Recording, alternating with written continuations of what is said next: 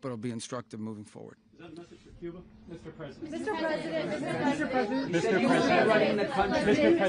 Mr. President. You said that the U.S. is going to run Venezuela. So who's in power right now?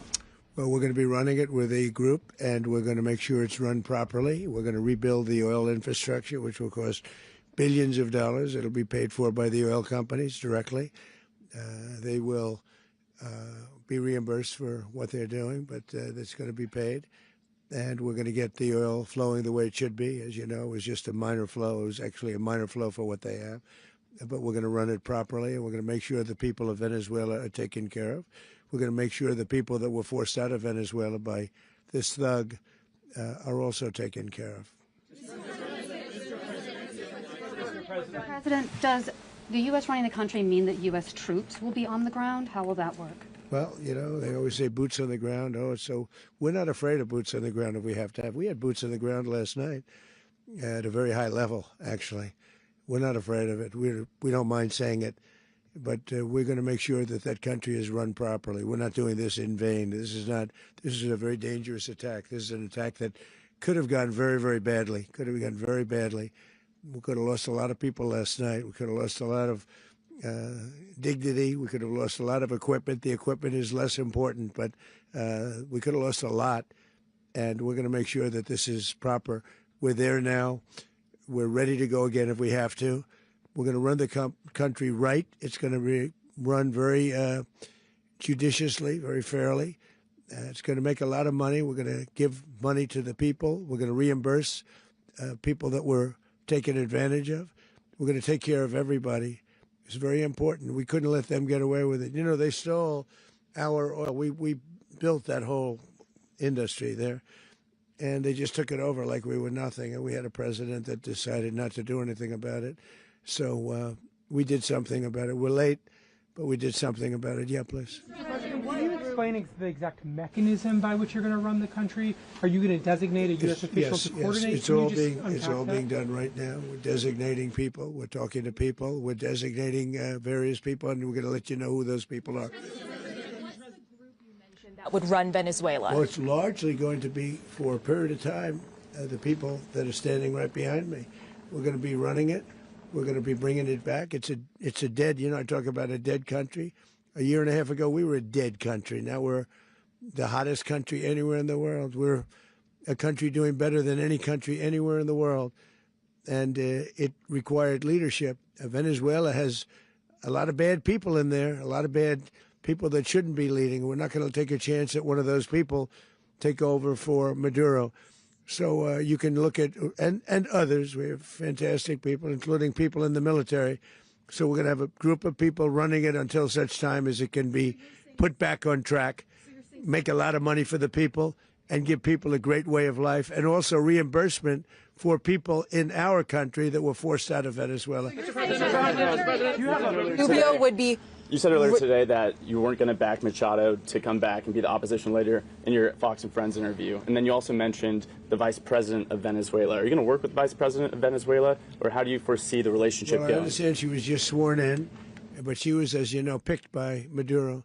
So Marco's working on that directly. He just had a conversation with her, and she's essentially willing to do what we think is necessary to make Venezuela great again. Very simple. Mr. President, Colombian President Gustavo Petro, a couple weeks ago, he said he's got to watch his ass.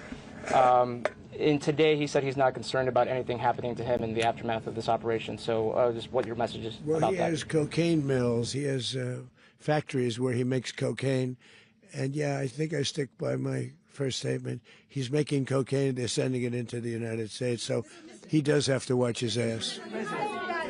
Mr. President, did you notify any members of Congress in advance? Marco, do you want to talk about that? Because you were involved in it. Sure. We call members of Congress immediately after. This was not the kind of mission that you can do congressional notification on. It was a trigger-based mission in which conditions had to be met night after night. We watched and monitored that for a number of days. So it's just simply not the kind of mission you can call people and say, hey, we may do this at some point in the next 15 days. But it's largely a law enforcement function. Remember, at the end of the day, at its core, this was an arrest of 2 indicted fugitives of American justice, and the Department of War supported the Department of Justice in that job. Now, there are broader policy implications here, but it's just not the kind of mission that you can pre-notify because it endangers the mission. Plus, if I could add one thing to that, Congress has a tendency to leak. This would not be good. If they leaked, General, I think it would have been maybe a very different result. But I have to say, they knew we were coming at some point, you know. We had a lot of ships out there. They sort of knew we were coming. We went there. But Congress will leak, and we don't want leakers. Mr. President, you were one of the only people to watch this all play out live. What was Maduro doing when the U.S. forces entered what I assume would be his home? And also, was there any point where the U.S. was considering if Maduro pushed back or resisted killing Maduro? It could have happened. It could have happened. He was trying to get into a safe place. You know, the safe place is all steel. And he wasn't able to make it to the door because our guys were so fast. They went through the opposition so fast. And there was a lot of opposition. You know, people were wondering, do we get them by surprise? Sort of surprised, but they were waiting for something. It was a lot of opposition. There was a lot of gunfire. You saw some of it today. But he was trying to get to a safe place, which wasn't safe because we would have had the door blown up in about 47 seconds, they say on average, regardless of how thick the steel was. It was a very thick door. It was a very heavy door, but he was unable to get to that door. He made it to the door. He was unable to close it. Go ahead, finish. Where is Maduro going to be in the time being right now? Do you know his exact whereabouts? Well, eventually, ultimately, in the near future, he's going to be brought to New York. And where is he going to be held? Where is he going to be held in New York? Do you know? That's going to be up to the officials that do these things. Mr. President, the U.S. has something of a mixed track record of ousting dictators without necessarily a plan for what comes afterwards. Not with Did me, that weigh on your decision? Well, that's when we had different presidents, but with me, that's not true. With me, we've had a perfect track record of winning. We win a lot, and we win. If you look at Soleimani, you look at al-Baghdadi, you look at the Midnight Hammer. Midnight Hammer was incredible. Right now, you wouldn't have peace in the Middle East. We have essentially peace in the Middle East because of that. If we weren't successful with Midnight Hammer, you wouldn't have peace in the Middle East. So, with me, you've had a lot of victory. You've had only victories. You've had no losses. Yeah. President, how long do you expect the U.S. to run Venezuela, and how soon do you want Venezuelan people to hold elections? So I'd like to do it quickly, but it takes a period of time. You know, we're rebuilding. We have to rebuild their whole infrastructure. The infrastructure is rotted.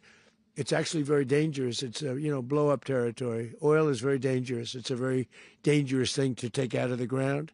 It can kill a lot of people. It has killed a lot of people doing just that. The infrastructure is old, and we're going to be replacing it, and we're going to take a lot of money out so that we can take care of the country. Yeah. Are you saying that Secretary Rubio and... Mr. President, China, Russia, and Iran have interests in Venezuela. How does this operation affect your relationships with them when it comes to the oil and the drugs? In terms of China and Russia, Russia, when we get things straightened out.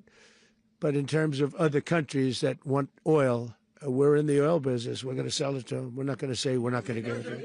In other words, we'll be selling oil probably in much larger doses because they couldn't produce very much because their infrastructure was so bad. So we'll be selling large amounts of oil to other countries, many of whom are using it now, but I would say many more will come. Now, are you saying, Mr. President, are you saying that, Mr. President, are you saying that? Mr. President, thank you. What is your message to the people of Venezuela today? Of course, the civilian population specifically, they have a lot of questions. What is your message to the people of Venezuela? That you're going to have peace, justice. You're going to have some of the riches that you should have had for a long period of time. It was stolen from you.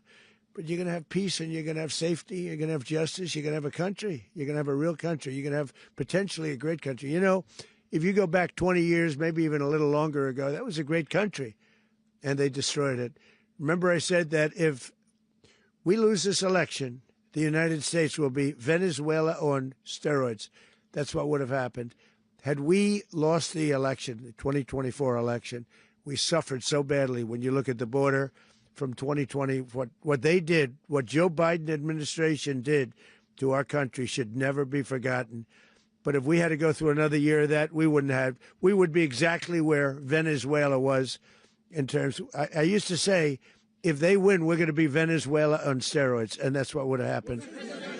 President, thank you. Are you saying that Secretary Hegseth and Rubio are going to be running Venezuela, and will you be sending in U.S. military They're troops going to to be a provide? team that's working with the people of Venezuela to make sure that we have Venezuela right. Because for us to just leave, who's going to take over? I mean, there is nobody to take over. You have a vice president who's been appointed by Maduro, and right now she's the vice president, and she's, I guess, the president. She was sworn as president just a little while ago. She had a long conversation with Marco, and she said, we'll do whatever you need. I think she was quite gracious, but she really doesn't have a choice. We're going to have this done right. We're not going to just do this with Maduro, then leave like everybody else, leave and say, let it go to hell. If we just left, it has zero chance of ever coming back. We'll run it properly. We'll run it professionally. We'll have the greatest oil companies in the world go in and invest billions and billions of dollars and take out money, use that money in Venezuela. And the biggest beneficiary are going to be the people of Venezuela. And also, I can't stress this strongly enough, the people that got thrown out of Venezuela that are now in the United States, and frankly, some want to stay and some probably want to go back, yeah. Protect Americans in the country, and were any of the detained Americans Well, right now they're arrested very last night? protected because nobody's going to mess with us. They're very protected. The people of, and we let them know that you better not touch one of them. Are you concerned that bad elements of the Maduro regime will remain in place? Well, we know who they are. We're on them, and they're acting much differently now than they would have acted 2 days ago. Okay, wait, behind you, please. Mr. President, why is running a country in South America America first? Well, I think it is because we want to surround ourselves with good neighbors. We want to surround ourselves with stability. We want to surround ourselves with energy. We have tremendous energy in that country. It's very important that we protect it. We need that for ourselves. We need that for the world. And we want to make sure we can protect it. Yes, sir. Please, go ahead. Yeah, is there a message here for Cuba and Diaz-Canel? Well, Cuba is an interesting case. Cuba is, not doing very well right now. That system has not been a very good one for Cuba. The people there have suffered for many, many years. And I think Cuba is going to be something we'll end up talking about because Cuba is a failing nation right now, very badly failing nation.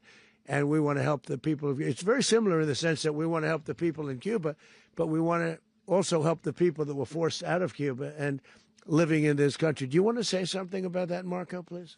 Well, I mean, I just gave you a statement a few minutes ago about, when the president speaks, you should take him seriously. Suffice it to say, Cuba is a disaster. It's run by incompetent, senile men, and in some cases, not senile, but incompetent nonetheless. It has no economy. It's in total collapse. And by the way, they were, all of the guards that helped protect Maduro, this is well known, their whole spy agency, all that were full of Cubans. I mean, it's amazing. This poor island took over Venezuela in some cases. One of the biggest problems the Venezuelans have is they have to declare independence from Cuba. They tried to basically colonize it from a security standpoint. So, yeah, look, if I lived in Havana and I was in the government, I'd be concerned, at least a little bit. Cutting off the oil flow to Cuba from Venezuela? Well, the president already announced a week ago that anything that's sanctioned, oil, it's not going to be allowed to get there. So that's a pre-existing. Mr. President. The answer is yes. Is Yes. the U.S. aware of the location of opposition leader Machado, and have you been in contact with her? No, we haven't. No, we haven't. Mr. President. Do you have any hesitations about Machado? Mr. President, on Monday. Oh, I think it would be very tough for her to be the leader. She doesn't have the support within or the respect within the country. She's a very nice woman, but she doesn't have the respect to be the leader. Mr. President, is it possible that the U.S. ends up administrating Venezuela for years? Well, it won't cost us anything because the money coming out of the ground is very substantial. So it's not going to cost us anything. We want safety there. We want to be surrounded by countries that aren't housing all of our enemies all over the world. That's what was happening, and you don't want to have that. But we're going to be rebuilding, and we're not spending money. The oil companies are going to go in. They're going to spend money. We're going to take back the oil that, frankly, we should have taken back a long time ago. A lot of money is coming out of the ground. We're going to get reimbursed for all of that. We're going to get reimbursed for everything that we spend. So it's going to be a very important. This is a very big evening that took place last night. We have to be surrounded by safe, secure countries, and we also have to have energy Very important. We have to have energy that's real energy, not where they're getting 4% and 5% of the energy out of the ground. You take a look. It was such a disaster. So what's going to happen with Venezuela, I think, over the next period of a year is going to be a great thing. And the people of Venezuela will be the biggest beneficiaries. Mr. U.S. military. Mr. President, thank you. What did you last speak to Maduro about when you spoke? And is the U.S. Well, I don't want to get at war into with the Venezuela? conversations, but I did have conversations with him, and I said, you got to surrender. And I actually thought he was pretty close to doing so, but now he wished he did, yeah. You said that Maduro is responsible for drug trafficking. You recently pardoned the former president of Honduras who was convicted of many drug trafficking. Can you explain how these two situations are different? Well, and would you ever pardon Maduro? I endorsed, as you know, the winning president, the man who won in Honduras. I endorsed the man who won in Chile. I endorsed the man who won in Argentina. And we are doing very well with that whole group. What the man that I pardoned was, if you could equate it to us, he was treated like the Biden administration treated a man named Trump. That didn't work out too well for them. This was a man who was persecuted very unfairly. He was the head of the country. He was persecuted very unfairly. And there are a number of them. And we felt that it was a very unfair situation that happened to him. He's also a party member of the man who won. So obviously the people liked what I did. And one of the reasons that was done is because of the fact that the party in power felt very strongly that that man was treated very badly. I studied it very quickly, and then I studied it in great detail. I went to a lot of the people standing behind me, and they felt that that man was persecuted and treated very badly. That's why I gave him a pardon. You referenced boots on the ground earlier. Can you just sort of button this up? Do you envision the U.S. military having a presence in Venezuela as the U.S. runs that country? No, we're going to have a presence in Venezuela as it pertains to oil, because we have to have, we're sending our expertise in. So you may need something, not very much. But no, we're going to be taking out a tremendous amount of wealth out of the ground. And that wealth is going to the people of Venezuela and people from outside of Venezuela that used to be in Venezuela. And it goes also to the United States of America in the form of reimbursement for the damages caused us by that country. So I want to thank you all very much. Thank you. Do you have one? Yes, please. You were so nice before. I'm going to give you the final question. Go ahead. Thank you, Mr. Unless President. it's a bad question, in which case I'll go one word. It's about who? It's about Putin, if you want. About Putin. Well, okay. That's always nice You had to a talk phone. about Putin. You had a phone call with him Yeah. on Monday. Did he talk at all about Maduro? Did y'all talk about this? No, we didn't. And We then, never spoke about Maduro. Are you mad at him right now? I mean, there's this I'm not intelligence. thrilled with Putin. I'm not thrilled with Putin. He's killing too many people. I thought that would be so. I settled 8 1/4 war. You know what the 1/4 was? Thailand and Cambodia. I did it again. They broke out, and I did it in about 5 hours, and I settled it. I'm giving myself 1/4, so I'm up to now 8 1/4. In other words, I settled the war, but then they broke out. They had a pretty bad breakout over the last 4 days. I got them to go back to peace. So I only give 1/4. I thought the easiest one would be, one of the easier ones would be Russia, Ukraine. It's not. And they both have done some pretty bad things. And look, that's Biden's war. That's not my war. But I want to stop the lives. Did you see where last month, 30,000, it was 27,000 the month before. 30,000, mostly soldiers, were killed this last month. 30,000. I want to stop that. You know, I got NATO to pay 5% instead of the 2% that they weren't paying. They weren't paying 2, now they pay 5. And we send them a lot of munitions. We send them a lot of things, missiles and various other things, a lot. And they pay. The United States is not losing money. We're probably making money on that. It's the last thing I care about. I just want to stop all those people. We're losing 25, 30,000 human beings that come from 2 places that are very far away. But if I can stop, because it's something I've been pretty good at doing, deals, I guess. It's all a deal. Life is a big deal. But if I can stop that war and stop 30,000 young people, in addition to the fact that people are being killed in Kiev, people are being killed in other cities throughout, a much smaller number, but they're being killed, viciously killed. So I'm not happy about it. I thought that would be something that would get solved. We have Mr. Witkoff here. I think that we're making progress, but that's a war that should have never happened. If I were president, it would have never happened. Putin says it. Everybody says it. If I were president, that would have never happened. But I inherited that war. That was Joe Biden, Zelensky, and Putin. I came into the situation, and it's a mess. And I will say this. I watched an operation last night that was so precise, that was so brilliant. I mean, it was incredible. If we had our people, like this general and our people involved, that war would not have gone on very long, that I can tell you. That war, to use an old term, that war has become a bloodbath, and we want it to get stopped. Thank you very much. Are you concerned a rogue Venezuelan general can take over the country? Can you talk about your conversation with the Vice President?